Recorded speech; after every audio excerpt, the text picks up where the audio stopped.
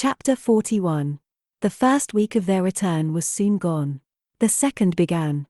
It was the last of the regiment stay in Meryton, and all the young ladies in the neighbourhood were drooping apace. The dejection was almost universal. The elder Miss Bennets alone was still able to eat, drink, and sleep, and pursue the usual course of their employments. Very frequently were they reproached for this insensibility by Kitty and Lydia, whose own misery was extreme, and who could not comprehend such hard-heartedness in any of the family. "Good heaven! What is to become of us? What are we to do?" would they often exclaim in the bitterness of woe. "How can you be smiling so, Lizzie?" Their affectionate mother shared all their grief. She remembered what she had herself endured on a similar occasion, 25 years ago. "I am sure," said she, "I cried for 2 days together when Colonel Miller's regiment went away. I thought I should have broken my heart." "I am sure I shall break mine," said Lydia. "If one could but go to Brighton," observed Mrs. Bennet. "Oh, yes, if one could but go to Brighton. But Papa is so disagreeable. A little sea bathing would set me up forever. And my Aunt Phillips is sure it would do me a great deal of good," added Kitty. Such were the kind of lamentations resounding perpetually through Longbourn House. Elizabeth tried to be diverted by them, but all sense of pleasure was lost in shame. She felt anew the justice of Mr. Darcy's objections, and never had she been so much disposed to pardon his interference in the views of his friend. But the gloom of Lydia's prospect was shortly cleared away, for she received an invitation from Mrs. Forster, the wife of the colonel of the regiment, to accompany her to Brighton. This invaluable friend was a very young woman, and very lately married. A resemblance in good humour and good spirits had recommended her and Lydia to each other, and out of their 3 months' acquaintance they had been intimate too. The rapture of Lydia on this occasion, her adoration of Mrs. Forster, the delight of Mrs. Bennet, and the mortification of Kitty, are scarcely to be described. Wholly inattentive to her sister's feelings, Lydia flew about the house in restless ecstasy, calling for everyone's congratulations, and laughing and talking with more violence than ever, whilst the luckless Kitty continued in the parlour repining at her fate in terms as unreasonable as her accent was peevish. "I cannot see why Mrs. Forster should not ask me as well as Lydia," said she, "though I am not her particular friend. I have just as much right to be asked as she has, and more too, for I am 2 years older." In vain did Elizabeth attempt to make her reasonable, and Jane to make her resigned. As for Elizabeth herself, this invitation was so far from exciting in her the same feelings as in her mother and Lydia, that she considered it as the death warrant of all possibility of common sense for the latter, and detestable as such a step must make her were it known, she could not help secretly advising her father not to let her go. She represented to him all the improprieties of Lydia's general behaviour, the little advantage she could derive from the friendship of such a woman as Mrs. Forster, and the probability of her being yet more imprudent with such a companion at Brighton, where the temptations must be greater than at home. He heard her attentively, and then said, "Lydia will never be easy until she has exposed herself in some public place or other, and we can never expect her to do it with so little expense or inconvenience to her family as under the present circumstances. If you were aware," said Elizabeth, "of the very great disadvantage to us all which must arise from the public notice of Lydia's unguarded and imprudent manner, nay, which has already arisen from it, I am sure you would judge differently in the affair." "Already arisen," repeated Mr. Bennet. "What, has she frightened away some of your lovers? Poor little Lizzie! But do not be cast down. Such squeamish youths as cannot bear to be connected with a little absurdity are not worth a regret. Come, let me see the list of pitiful fellows who have been kept aloof by Lydia's folly. Indeed you are mistaken.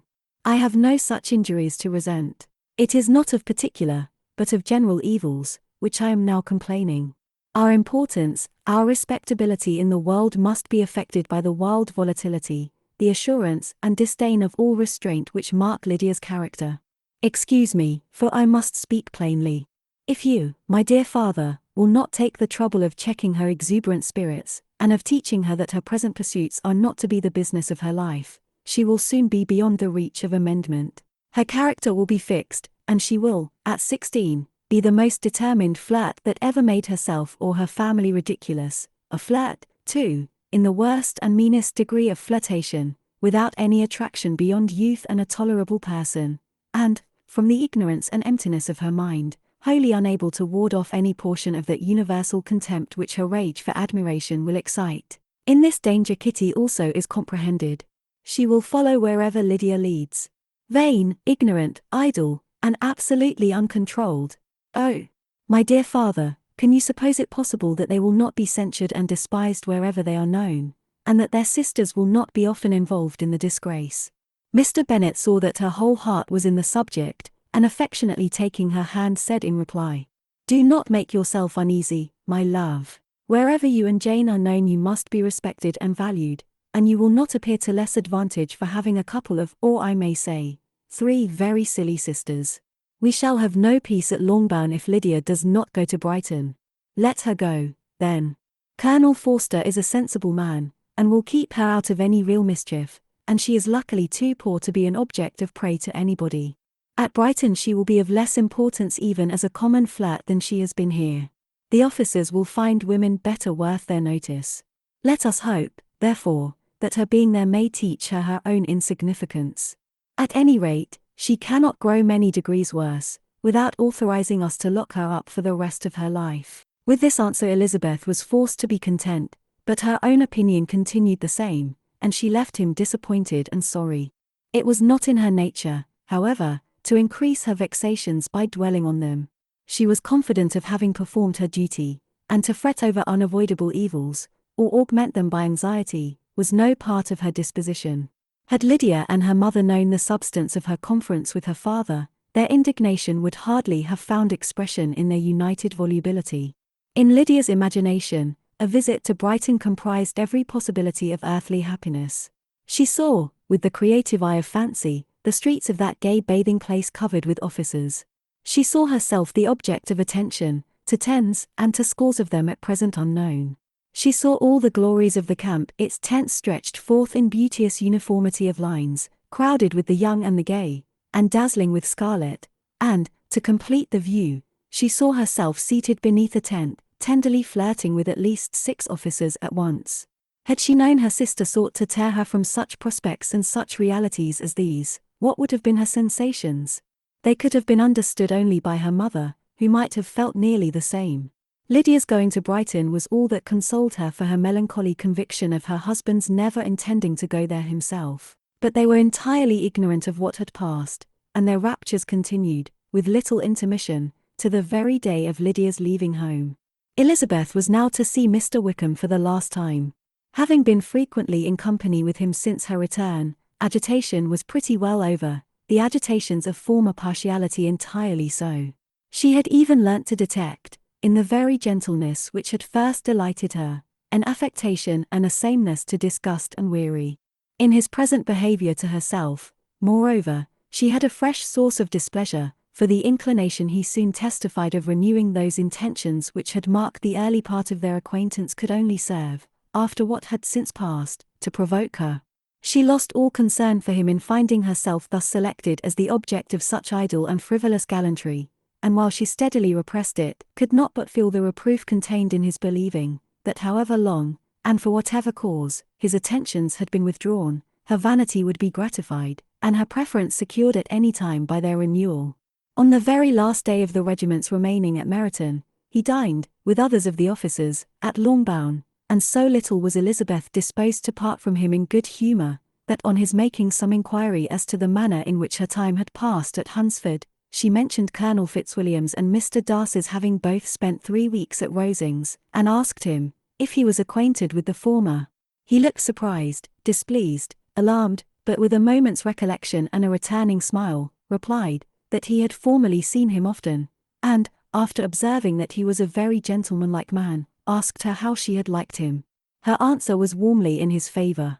With an air of indifference he soon afterwards added, "How long did you say he was at Rosings?" "Nearly 3 weeks. And you saw him frequently?" "Yes, almost every day." "His manners are very different from his cousin's." "Yes, very different. But I think Mr. Darcy improves upon acquaintance." "Indeed," cried Mr. Wickham with a look which did not escape her. "And pray, may I ask," but checking himself, he added, in a gayer tone, "is it in address that he improves?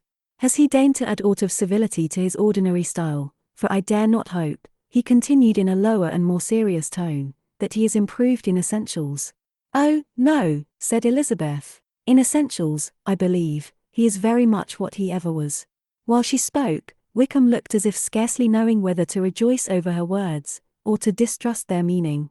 There was a something in her countenance which made him listen with an apprehensive and anxious attention, while she added, "When I said that he improved on acquaintance, I did not mean that his mind or his manners were in a state of improvement, but that, from knowing him better, his disposition was better understood."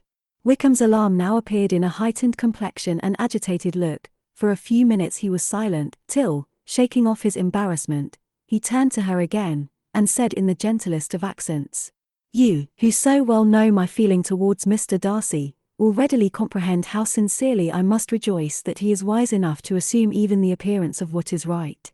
His pride, in that direction, may be of service, if not to himself, to many others, for it must only deter him from such foul misconduct as I have suffered by. I only fear that the sort of cautiousness to which you, I imagine, have been alluding, is merely adopted on his visits to his aunt, of whose good opinion and judgment he stands much in awe.